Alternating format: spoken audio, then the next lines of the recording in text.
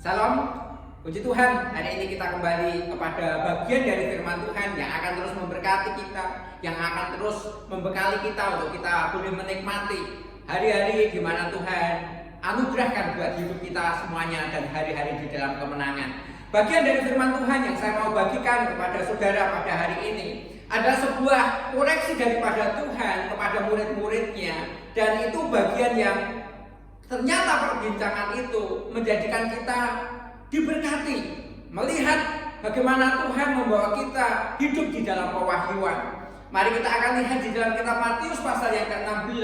Saya mau membacakan Matius pasal 16 ayat yang ke-13 sampai ayat yang ke-20. Begini firman Tuhan. Setelah Yesus tiba di daerah Kaisarea Filipi, ia bertanya kepada murid-muridnya, kata orang, "Siapakah anak manusia itu?" Jawab mereka, "Ada yang mengatakan Yohanes Pembaptis, ada juga yang mengatakan Elia, dan ada pula yang mengatakan Yeremia atau salah seorang dari para nabi."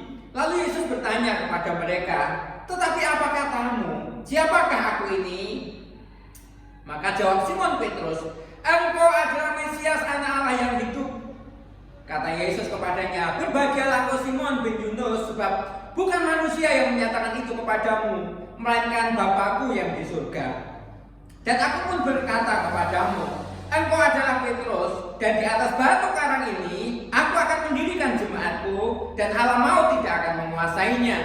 Kepadamu akan kuberikan kunci kerajaan surga.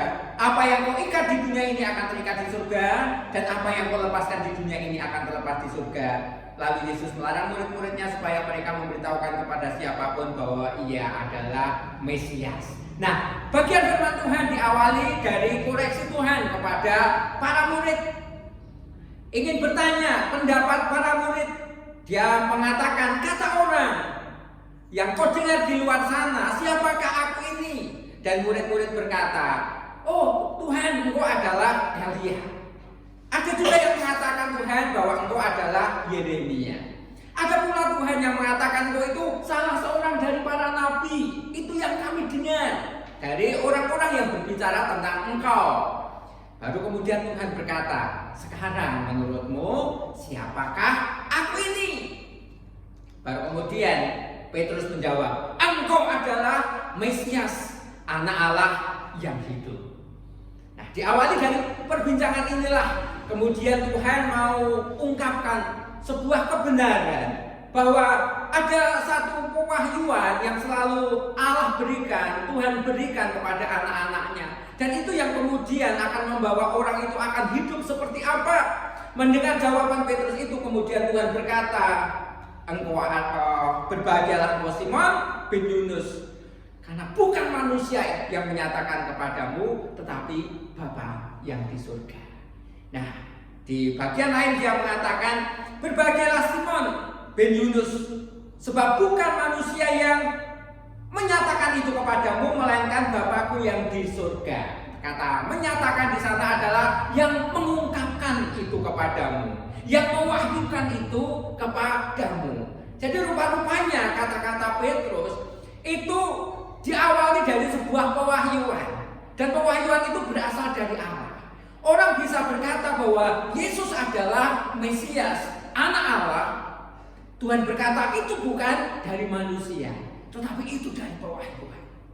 Dan Tuhan berkata bahwa yang dikatakan oleh Petrus itu pewahyuan Allah sendiri. Dan itu yang akan membimbing kepada kehidupan berikutnya. Bapak, Ibu, dan Saudara semuanya, saya mau sampaikan kepada setiap kita bahwa inilah yang sebenarnya Tuhan inginkan dalam kehidupan kita dari hari ke hari. Apa itu? Bahwa tiap-tiap apa yang kita lakukan, tiap-tiap apa yang kita katakan, kita akan berlaku, kita akan berkata dari tiap-tiap pewahyuan yang Allah wahyukan kepada kita, dari tiap-tiap rahasia yang Tuhan ungkapkan bagi kita. Nah, kita sekarang akan melihat ternyata Tuhan rindu bahwa anak-anaknya itu selalu hidup di dalam pewahyuan demi pewahyuan. Apa itu rahasia yang tersingkap? Tuhan punya banyak rahasia untuk anak-anaknya yang kita tidak akan pernah tahu sepenuhnya dalam kurun waktu yang sangat singkat. Tuhan mengajari kita ini hari demi hari, waktu demi waktu. Satu bagian Tuhan singkapkan hari ini, bagian yang lain kemudian besok akan Tuhan singkapkan bagian yang lain. Dan kita akan terus bertumbuh di dalam kasih karunia untuk kita mengetahui rahasia Tuhan itu. Nah, Tuhan mau supaya kita ini tiap-tiap hari hidup di dalam pewahyuan itu. Ada bagian-bagian yang selalu Tuhan singkapkan. Ada bagian-bagian yang selalu Tuhan bukakan tiap-tiap hari. Kesempatan di mana Tuhan membukakan tabirnya untuk hidup kita semuanya. Nah, sekarang kita akan lihat mengapa kita semuanya mestinya hidup di dalam pewahyuan demi pewahyuan dari Allah tiap-tiap hari. Dalam Matius pasal 16 ayat 13 sampai 20 yang kita pelajari, kita akan mendapatkan 3 benefit, 3 manfaat dari kehidupan yang selalu mengalami pewahyuan Tuhan. Ada 3 manfaat dari kehidupan di mana kita selalu mengalami pewahyuan daripada Tuhan. Yang pertama, dikatakan ketika Petrus berkata bahwa Tuhan, Engkau adalah Mesias, Anak Allah yang hidup. Dan Tuhan berkata, berbahagialah engkau Simon bin Yunus, sebab bukan manusia yang menyatakan itu, tetapi itu berasal dari pewahyuan Tuhan sendiri. Nah, yang Tuhan katakan adalah berbahagialah engkau. Kata yang sama itu adalah bahwa engkau ini keberkatan dengan katamu. Engkau ini diberkati dengan pewahyuan yang engkau terima. Kehidupan di dalam pewahyuan Allah membawa kehidupan orang itu adalah hidup di dalam berkat-berkat Allah. Di dalam kondisi di mana berkat itu membawa dia itu berbahagia. Bapak, Ibu, dan Saudara, ini yang selalu kita mau usahakan. Kalau kita melihat perjanjian baru, siapa sih orang yang selalu hidup di dalam pewahyuan Tuhan, selalu pewahyuan ilahi? Kita tidak akan pernah bisa menandingi dialah Yesus. Semua hal yang dilakukan, semua adalah apa yang dia terima dari Bapa. Bapa mewahyukan dia dan dia melakukan apa yang dilakukan oleh Bapaknya. Itu yang dilakukan oleh Yesus dari pewahyuan yang dia terima dari waktu ke waktu, dari hari ke hari. Itu yang kemudian dia lakukan. Dari situlah kemudian cara pandangnya berbeda. Satu hari dia berjalan dengan murid-muridnya dan melihat seorang yang buta.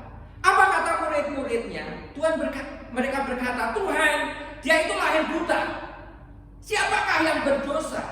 Orang itu sendiri atau orang tuanya? Itu cara pandang murid. Tapi Tuhan yang hidup selalu dalam pewahyuan berkata bahwa bukan orang itu atau bukan orang tuanya, tetapi penyakit ini ada supaya nama Tuhan dipermuliakan. Nah, selalu memandang hal yang beda. Kita tahu cerita juga bahwa satu hari Tuhan mengajar dan ribuan orang datang. Terhitung di sana 5.000 orang laki-laki datang untuk mendengar. Tetapi kemudian mereka kehabisan bekal makanan. Dan ketika mereka kehabisan makanan, mereka datang kepada Yesus. Tuhan berkata bahwa kamu harus memberi mereka makan.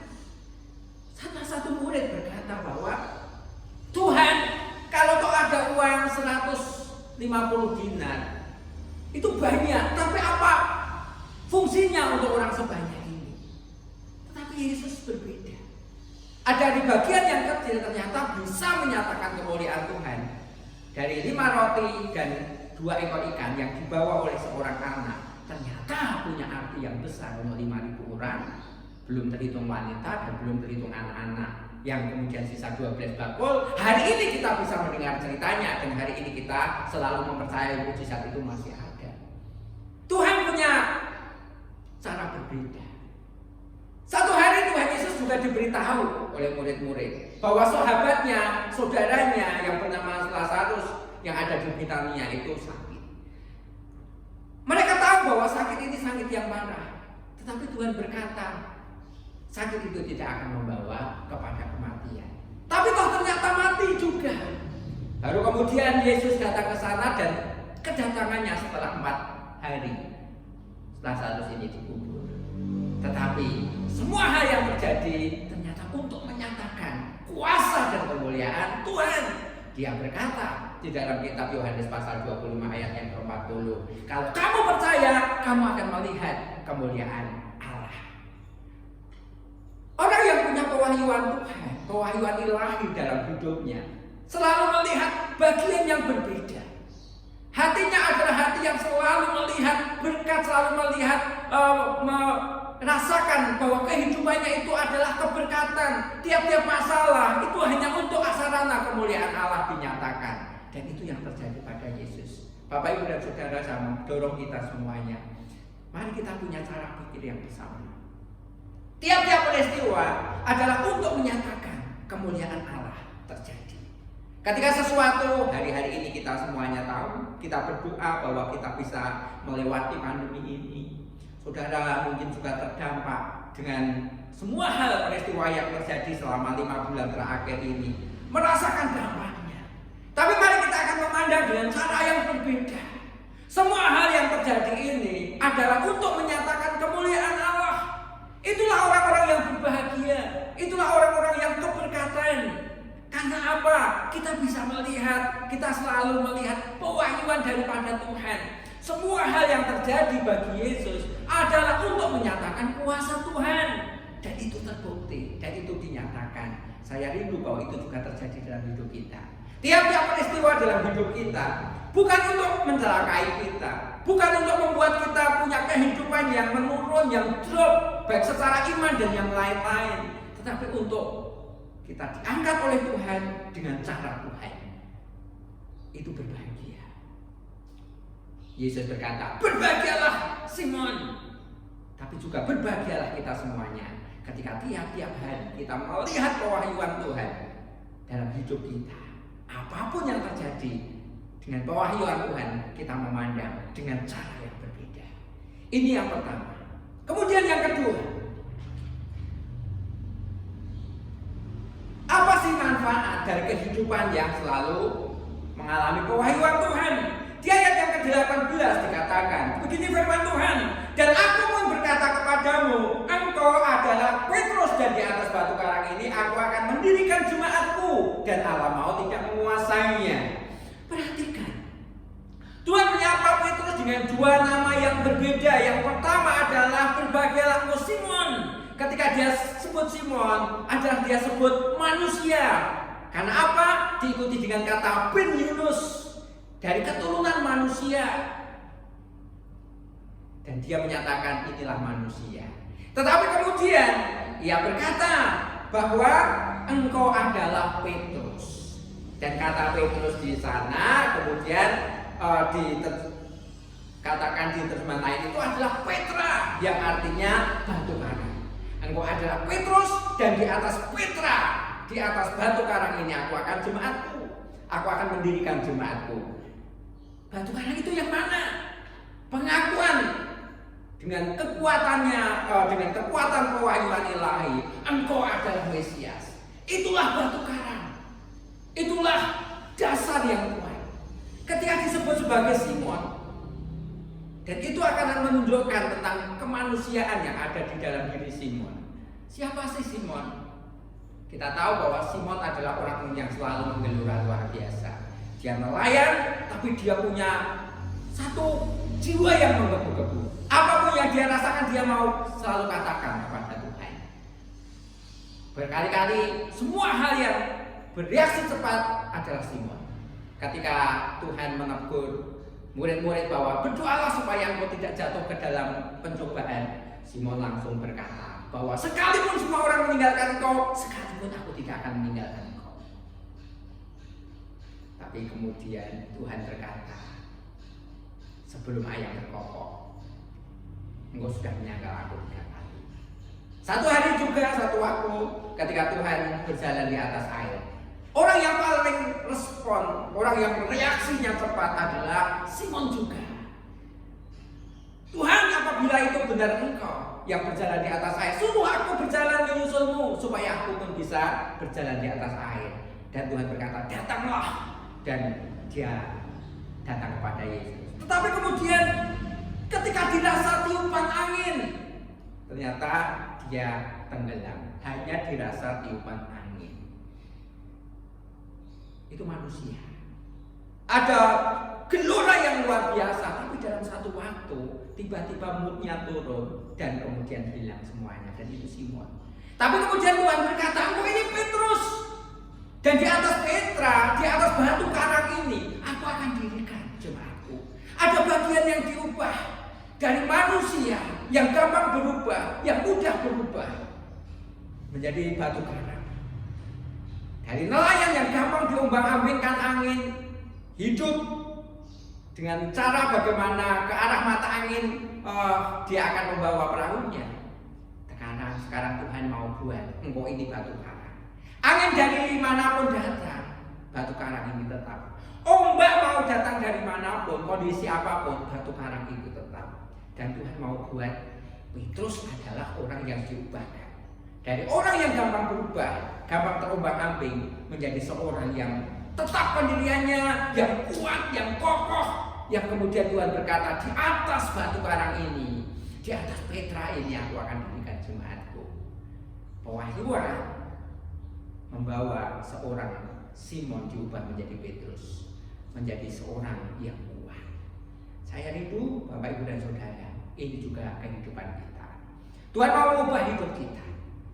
Tuhan mau ubah kita menjadi orang yang kuat, bukan orang yang gampang bimbang.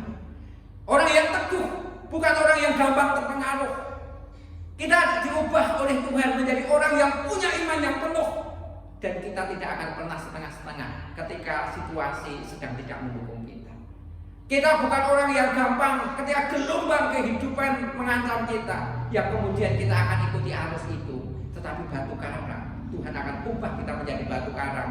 Seberapapun besar gelombang, seberapapun besar arus, bahkan hempasan yang kemudian menghempas tubuhnya, batu karang akan tetap teguh. Bahkan ombak yang besar itu pun pecah karena batu karang yang teguh itu. Dan Tuhan mau buat itu atas hidup kita semuanya. Hatimu teguh, kehidupanmu teguh, imanmu teguh, kita tidak akan punya. Dari situlah kemudian kita akan jadi berkat. Karena di atas batu karang ini aku akan mendirikan jemaatku. Kelak gereja Tuhan berdiri di atas batu karang, bahwa Yesus Kristus adalah Tuhan. Pengakuan iman bahwa Yesus Kristus adalah Tuhan. Dan sekarang kita bisa rasakan dari pengakuan Petrus ini, Tuhan benar-benar mendirikan jemaatnya. Jemaat Tuhan adalah orang-orang yang berdiri dengan teguh, mengakui Yesus adalah Tuhan, penyelamat, juru selamat, Raja untuk selama-lamanya. Dan kita semuanya sekarang ini didirikan di atas batu karang yang kuat itu. Jadilah kuat. Sekarang ini jadilah juga batu karang yang kuat untuk membawa banyak orang juga mengalami kekuatan dan diberkati oleh kita. Yang ketiga, dari pewahyuan, manfaat dari pewahyuan. Di ayat yang ke-19 dikatakan, kepadamu akan kuberikan kunci kerajaan surga. Apa yang kau ikat di dunia ini akan terikat di surga, dan apa yang kau lepaskan di dunia ini akan terlepas di surga. Dalam pemahaman yang sederhana saya, kata-kata ini sepertinya tidak nyambung. Tuhan berkata bahwa kepadamu kuberikan kunci kerajaan surga, dan apa yang kamu ikat di dunia akan terikat di surga. Apa yang kamu lepaskan di dunia akan terlepas di surga. Pertama Tuhan mengatakan tentang kunci, tetapi kemudian Tuhan berkata tentang pengikat, tentang tali. Nah, apa sih sebenarnya? Kalau berbicara tentang kau ikat, mungkin Tuhan juga mestinya berkata tentang tali.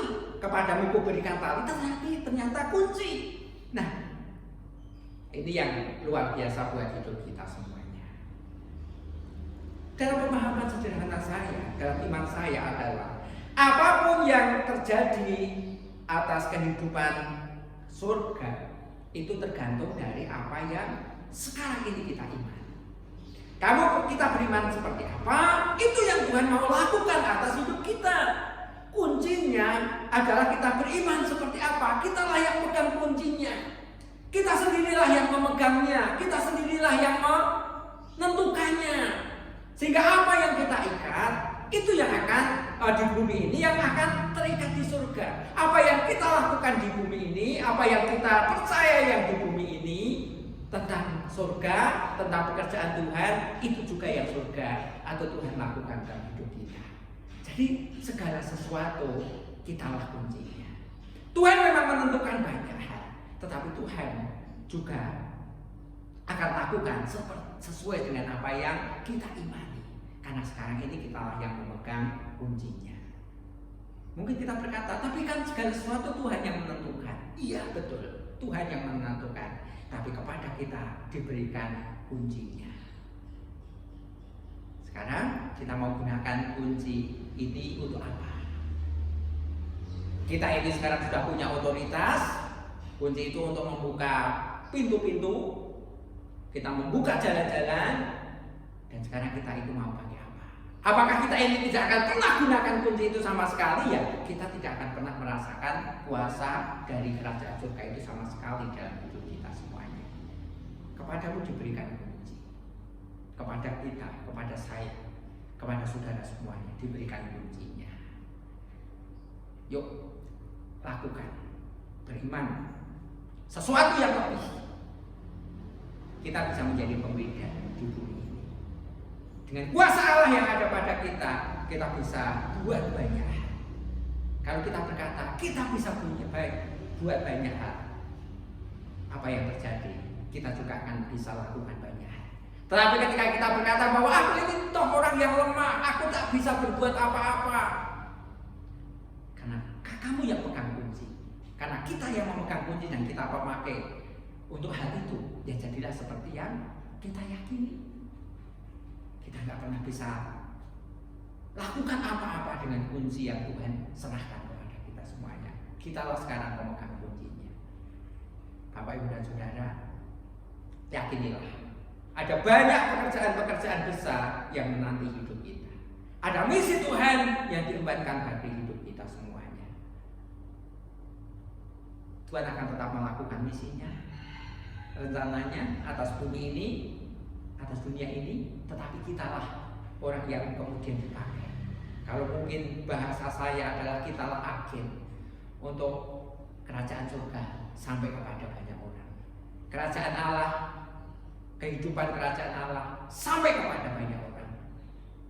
Kitalah sekarang untuk warna-warna kerajaan surga, berkat-berkat dari kerajaan surga kepada kitalah, kita yang memegang kuncinya. Saudara mau berbuat apa dengan kunci yang Tuhan sudah berikan kepada kita? Tuhan serahkan kepada kita. Yuk kita terus berbuat bagi Tuhan. Kita terus berbuat bagi sesama. Kita warnai dunia ini dengan nilai-nilai kerajaan Allah. Saudara bisa menjadi saksi. Saudara bisa melayani orang lain. Saudara bisa mendoakan orang lain. Saudara bisa ambil bagian dalam banyak hal yang sekarang ini bisa dilakukan hari-hari ini. Kita lakukan. Dan kita lakukan itu untuk Tuhan. Saya rindu bahwa inilah kerinduan Tuhan yang dinyatakan buat hidup kita, dan kita semuanya akan mengenapinya. Saudara ingin dibawa oleh Tuhan untuk setiap hari mengalami kehidupan di dalam pewahyuan.